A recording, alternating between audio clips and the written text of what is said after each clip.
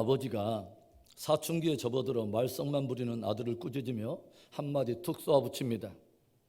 야, 이 녀석아, 공부 좀 해라. 공부해서 남주냐? 영국의 처칠은 너만한 나이에 반에서 많은 학생들이 부러워하는 모범 우등생이었어. 아버지의 책망을 들으며 고개를 숙이고 있던 그 아들이 슬며시 고개를 들더니 아버지에게 대답을 합니다. 아버지, 영국의 처칠은 아버지만한 때에 온 국민들에게 존경을 받는 한나라의 수상이었습니다. 사람이 나이 50이 되면 자기 얼굴에 책임을 져야 한다는 말들을 하죠.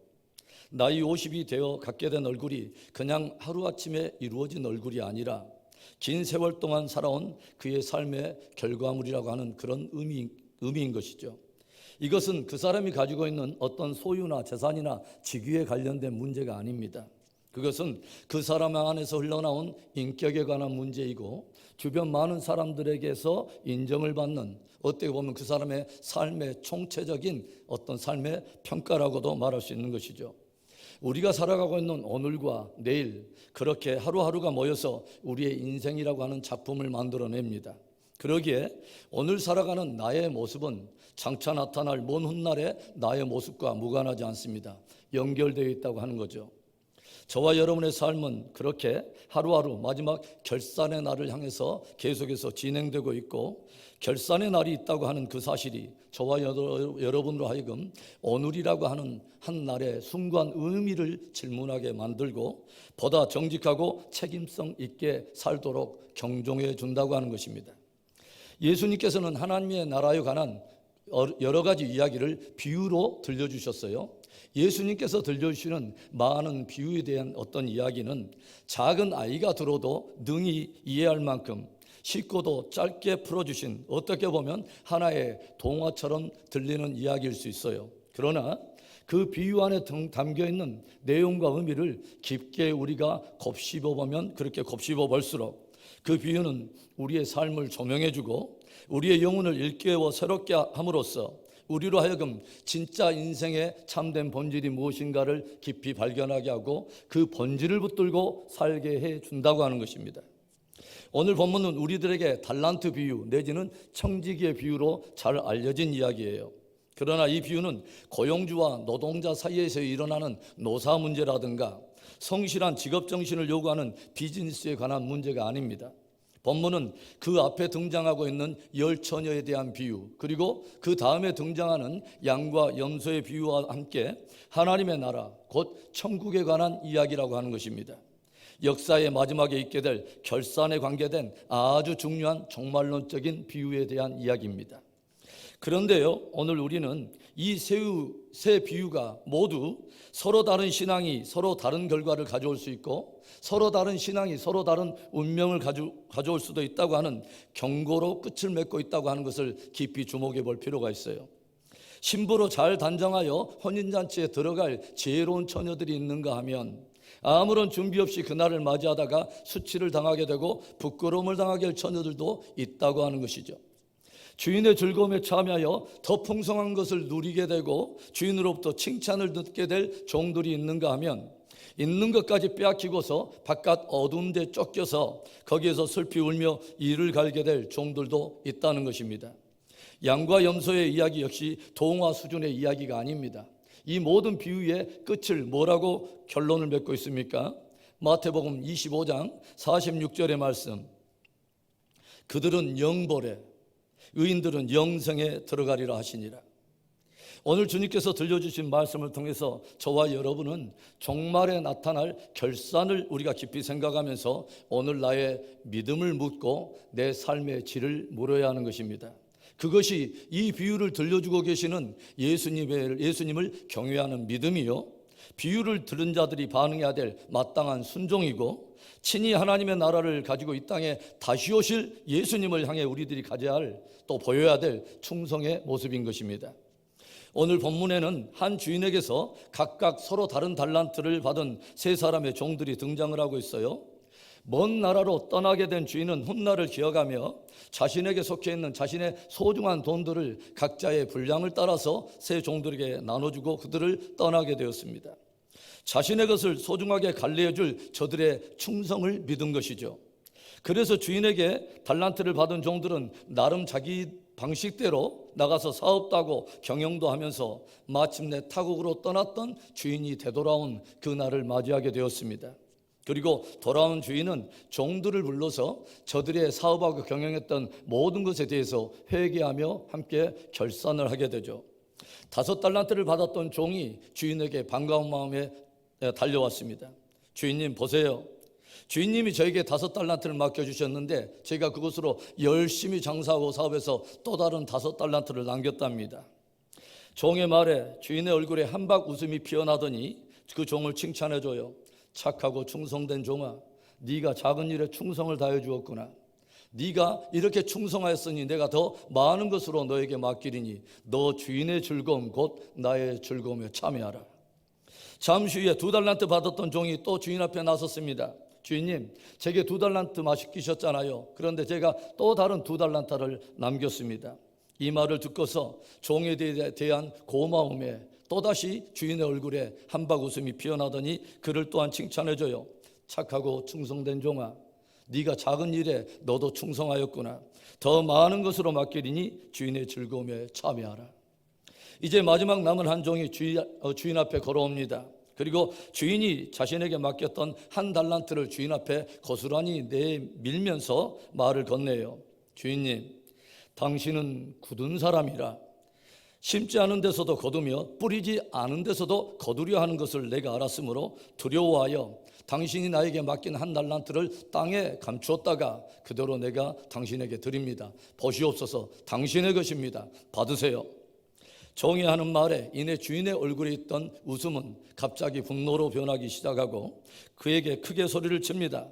악하고 게으른 종아, 악하고 게으른 종아, 네가 정작 나를 그런 사람으로 알았다면 마땅히 너는 내가 너에게 맡긴 돈을 취리하는 자에게라도 맡겨서 나의 번전과 이자를 나에게 줄 것이 아니냐. 화난 주인은 다른 종들을 시켜서 그에게 맡겼던 1달란트를 뺏어다가 이제는 10달란트를 갖게 된 그 충성된 종에게 다 맡기고 또 다른 종들에게 이렇게 명령을 해요. 이 무익한 종을 바깥 어두운 데 내쫓으라. 거기서 슬피 울며 이를 갈미 있으리라. 하나의 동화 수준으로만 받아들여서는 안 될, 그렇게 받아들일 수 없는 극단적인 희비가 엇갈리는 우리가 정말 귀와 우리의 영혼을 열고 들어야 될 엄중한 주님의 메시지인 것입니다. 오늘 말씀을 통해서 저와 여러분이 바르게 배우고 마지막 결산을 지혜롭게 준비하여 주인의 즐거움에 참여하게 되는 착하고 충성된 종들 되기를 주의 이름으로 축원합니다. 그럼 무엇이 이 종들에게 있어서 이처럼 희비가 엇갈리는 서로 다른 결과를 가져오게 했을까요? 서로 다른 결산을 맞이하는 이 종들의 차이는 무엇에 대한 차이일까요? 첫째로는 받은 대로 결산하려는 자와 일한 대로 결산하려는 자의 충성의 차이입니다. 하나님의 나라는요, 받은 대로 결산하지 않습니다. 무엇을 얼마나 받았는가가 중요한 것이 아니에요. 받은 것을 가지고 얼마만큼 충성되게 일했는가 하는 충성의 원리를 따라 결산한다고 하는 것입니다. 여러분, 하나님의 나라는 그분께 속해 있는 그분의 나라예요. 그래서 하나님께서는 그분의 뜻대로 각 사람에게 일도 맡기시고 각 사람의 재능과 또 탤런트와 그것을 감당해야 될 능력을 알기 때문에 정확히 주시고 정확히 그런 것들을 배분하신다는 것이죠. 재능도 맡기시고 또 맡기신 물질도 그렇게 또 맡기신다고 하는 거예요. 받은 것이 무엇이든 직분이든 또 맡기신 양이 얼마이든 상관없이 그분의 나라를 위해서 충성을 다하고 최선을 다하는 것이 그분께로 받은 종의 해야 될 최선의 몫이 되는 것입니다. 회사는 경영주가 그 경영하는 뜻을 이루기 위해서 그 일에 맞는 사람들을 경영주의 임의의 뜻대로 구하게 되는 것이죠. 오늘 주인에게서 칭찬받는 종들의 태도와 그들의 모습을 조용히 한번 여러분 살펴보세요. 그들은 자기가 받은 달란트의 많고 적음에 따지지 않고 그것을 불평하지 않고 받은 것으로 최선을 다해서 그것을 관리하려고 청지기적인 사명을 다하려고 곧장 나가서 최선을 다하는 모습을 우리에게 보여줘요. 16절과 17절의 말씀, 5달란트 받은 자는 바로 가서 그것으로 장사하여 또 5달란트를 남기고 2달란트 받은 자도 그같이 하여 또 2달란트를 남겼으되 5달란트 받은 사람 2달란트 받은 사람은 주인에게서 그 달란트를 받고서 곧장 나갔다는 것이죠. 곧장 나가서 그것으로 장사를 시작했다라고 기록되어 있어요. 그것을 주인이 맡기고 떠나자마자 저들도 곧장 자기들의 일터로 뛰어간 것입니다. 일한 만큼 주인에게서 평가받고 일한 대로 주인 앞에서 결산하려고 하는 삶의 태도를 엿보게 돼요. 사도 바울이 충성된 종의 자세에 대해서 우리를 도전하는 말이 무엇입니까? 오직 맡은 자들에게 구할 것은 충성이니라. 오직 맡은 자들에게 구할 것은 충성이니라. 얼마만큼 받았느냐, 그 받은 것에 대해서 무엇인가 가까부터 한 것이 아니라 우리에게 맡기신 그 하나님의 뜻을 묻고 우리가 받은 것에 대해서 충성할 것이 마땅한 바라고 하는 것입니다.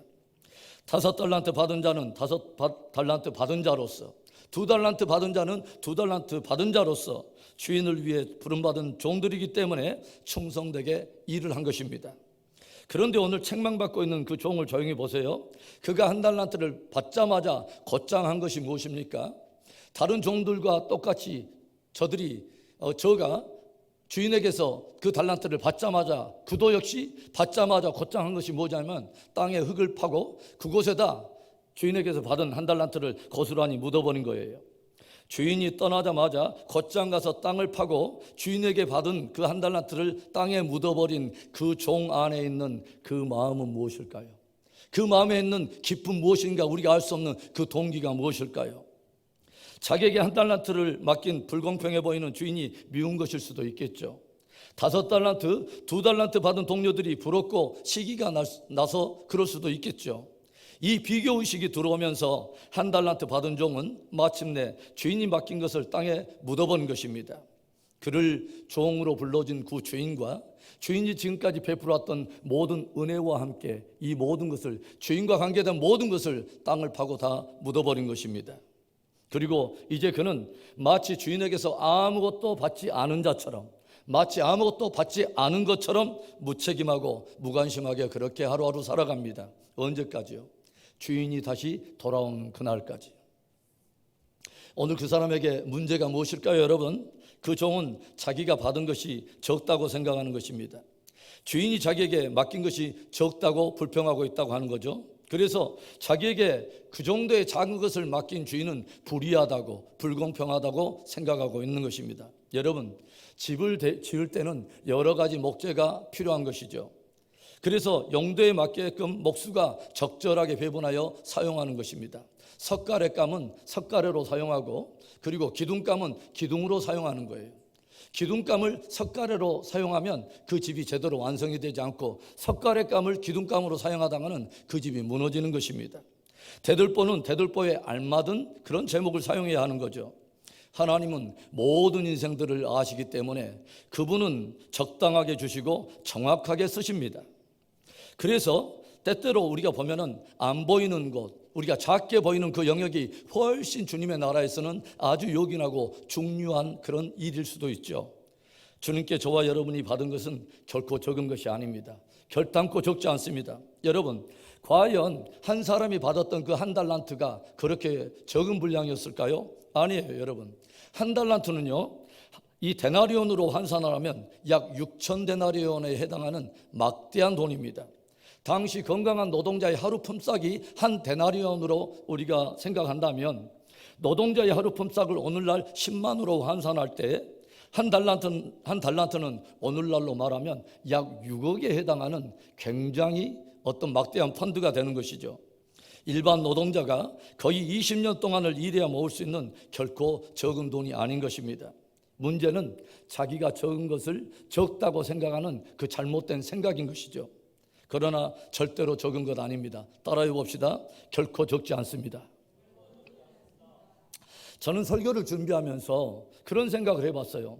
오늘 이 비유가 5달란트 받은 종과 1달란트 받은 종, 이 두 사람만 이야기하고 이렇게 전개해도 별 이야기가 무리 없어 보이는데 왜 주님께서는 굳이 2달란트 받은 종의 이야기를 그 안에 넣었을까 하는 생각을 해보았어요.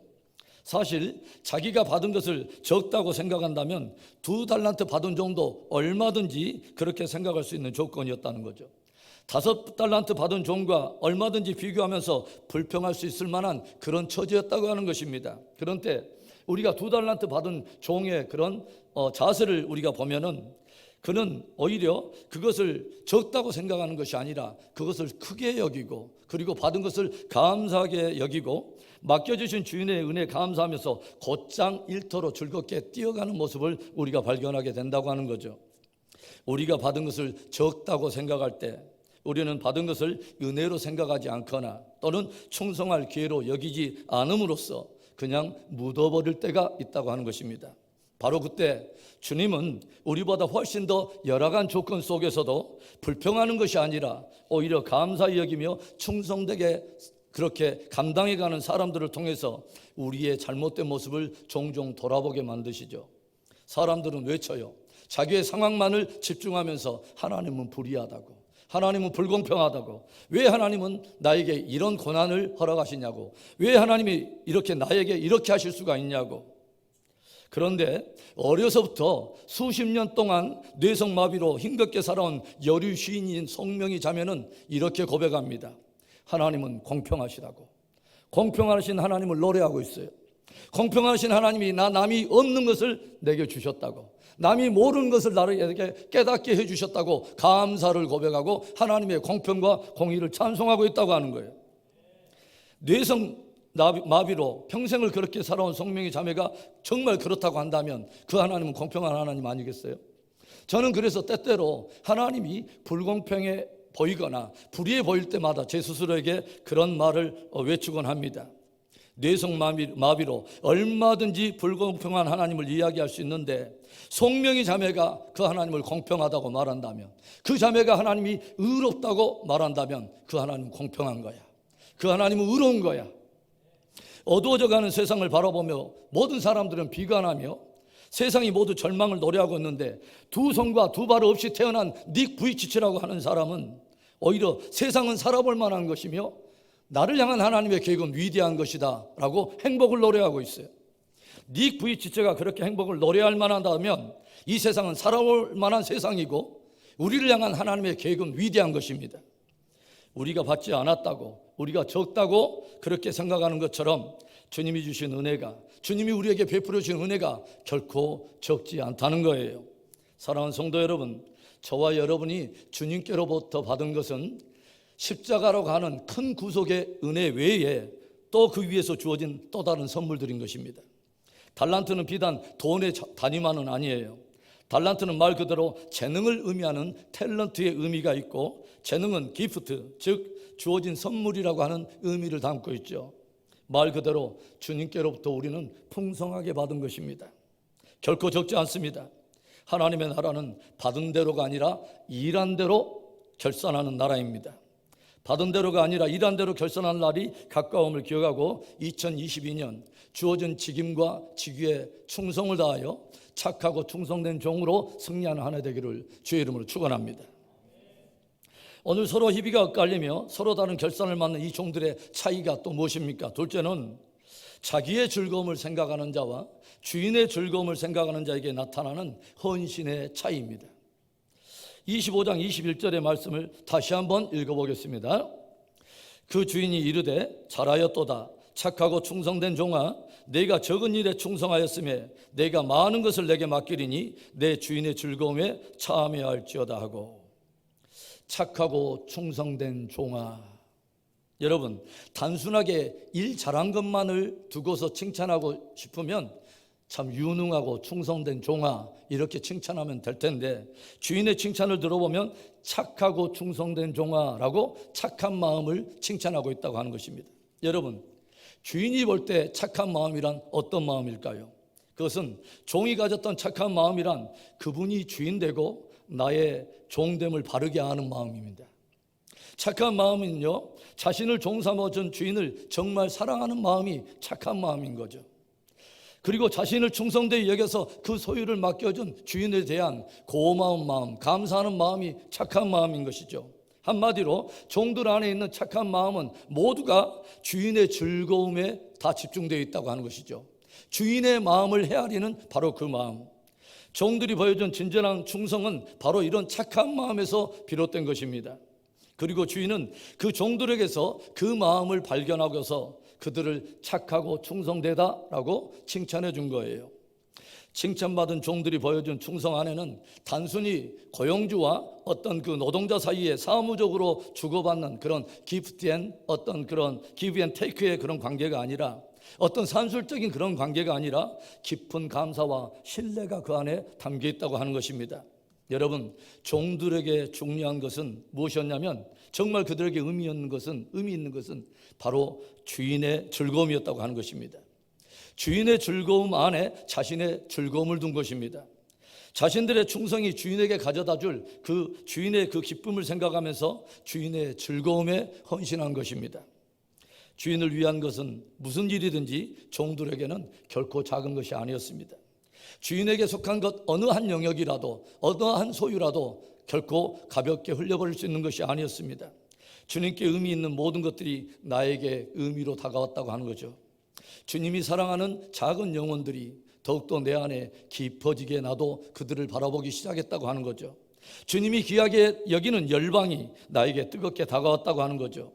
주 안에서 맡겨진 어떤 일도 그 종들에게 작은 일은 없는 것입니다.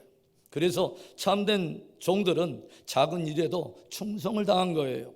그리고 주님을 그렇게 뜨겁게 사랑하는 마음으로 헌신했더니 주인은 저들 안에 있는 헌신의 깊이를 헤아려 주더라고 하는 것입니다.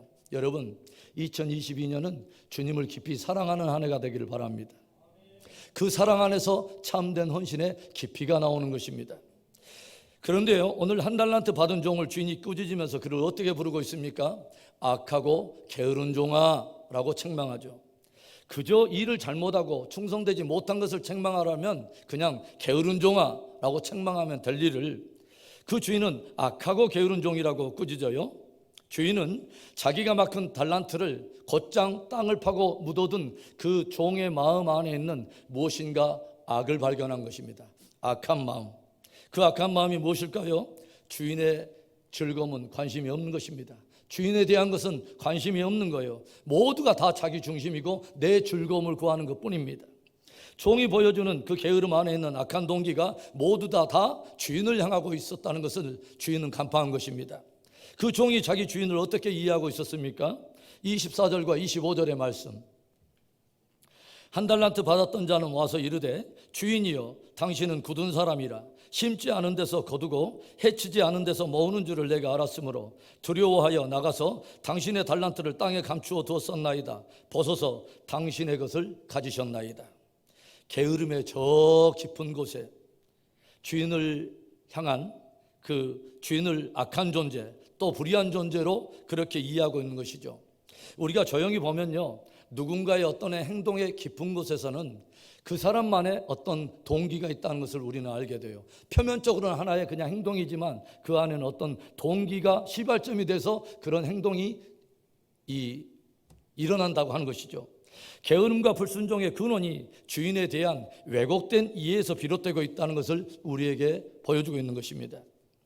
그에게 있어서 주인은 어떤 사람이냐? 심지도 않은 데서 저는 거두려하고 뿌리지도 않은 곳에서 추수하려고 하는 악한 주인일 뿐이에요. 그래서 자신을 믿고서 주인이 그에게 맡긴 한 달란트는 그에게는 아무런 의미가 없습니다.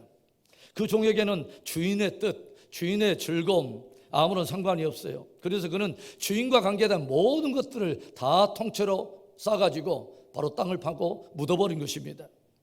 한 달란트 받은 종이 은혜가 아닌 이렇게 산술적인 사고로, 산술적인 잣대로 주인에게 나올 때에 그 주인 역시 산술적인 잣대를 대면서 그를 책망하기 시작하죠.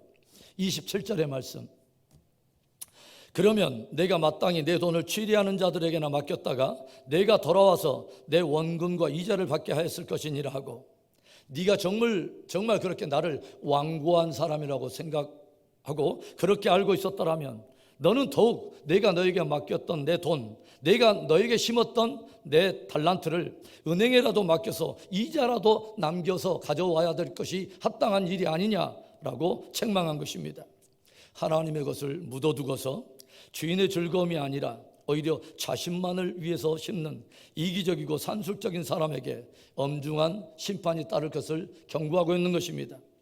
신앙생활을 하다 보면요, 자신에게는 과도할 만큼 부여하면서도 하나님께는 과도할 만큼 인색한 사람들을 종종 봅니다.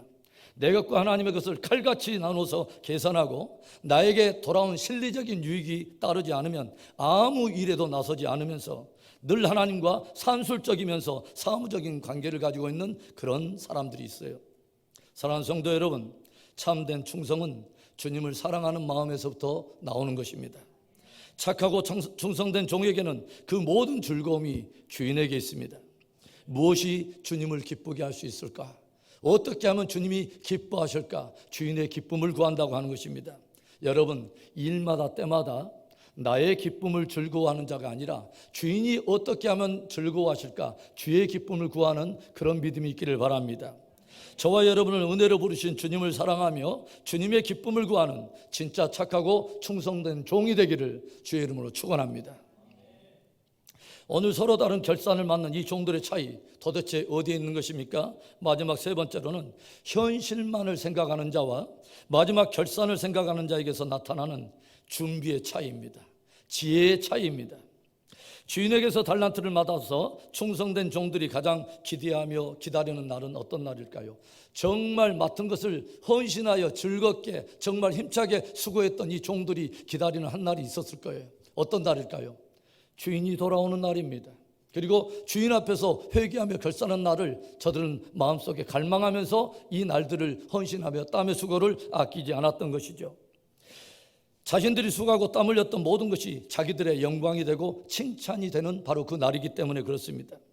그들이 그렇게 충성을 다했던 하루하루는 주인 앞에서 마지막 결산을 준비하는 지혜로운 시간들이었다고 하는 거죠. 그리고 마침내 주인은 돌아왔습니다. 그리고 종들을 불러서 마지막 결산과 회개를 시작하고 그 결산으로 인해서 저들의 삶과 운명이 나뉘게 됐다고 하는 것이죠. 그러나 주인에게서 바꿔서도 받지 않은 것처럼 달란트를 땅에 묻어버린 종은 하루하루 주인이 돌아올 날에 대해서 무딘 감각으로 살아가게 되죠. 그 종에게 관심이란 자기의 일뿐이었고 오직 직면하고 있는 현실뿐이었습니다. 아마도 우리가 생각해보고 추측하기로는 처음에는 주인이 돌아올 것이며 그 앞에서 결산할 날이 있다는 생각에 설레임도 있었을 것이고 두려움도 있었을 거예요. 그런데 현실에 충실해지기 시작하면서 주인에 대한 마음도 또 마지막 날에 대한 마음도 그가 묻어둔 달란트처럼 저 깊은 마음 한구석에 다 묻어둔 채로 그렇게 살아가다가 마침내 그 날을 맞이하게 된 것입니다.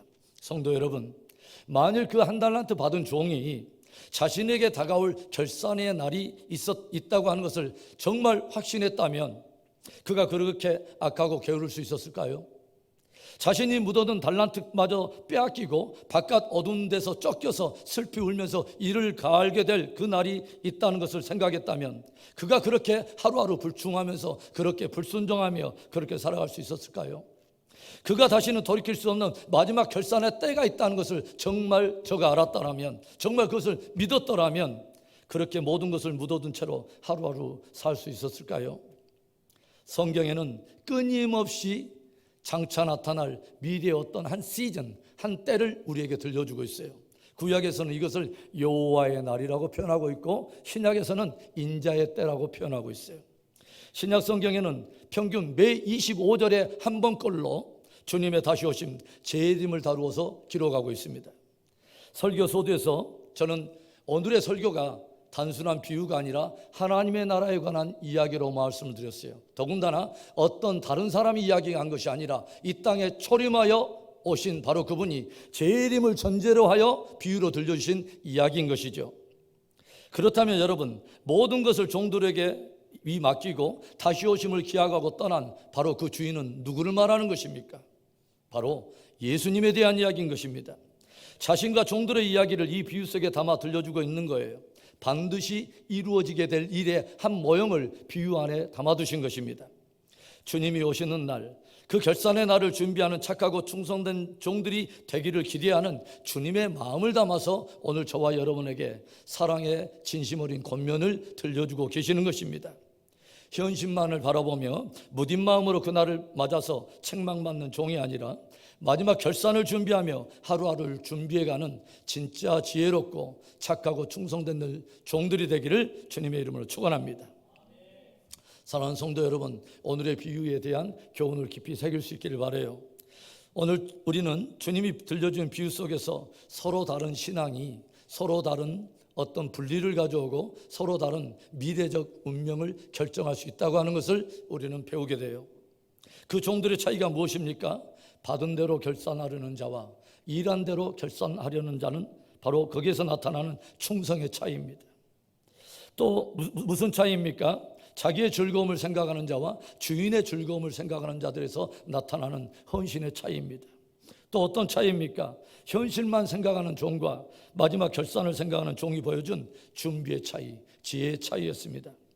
나이 50이 되면 자기의 얼굴에 책임을 져야 하지만 주님이 돌아오시는 그날에는 자기의 신앙과 삶에 대해서 책임을 져야 합니다. 이제 2022년 새로운 한 해가 우리에게 선물로 또 주어졌습니다. 그리고 주님께서 우리에게 주의 없는 교회를 세워보라고 직위와 직임의 또 은사도 주셨습니다. 우리를 충성되게 여겨 맡겨주신 소중한 이 재능과 직분과 사명을 잘 감당하고 주님 앞에서 착하고 충성된 종으로 한 해를 승리하는 복된 저와 여러분, 멋진 우리 공동체 되기를 주의 이름으로 축원합니다.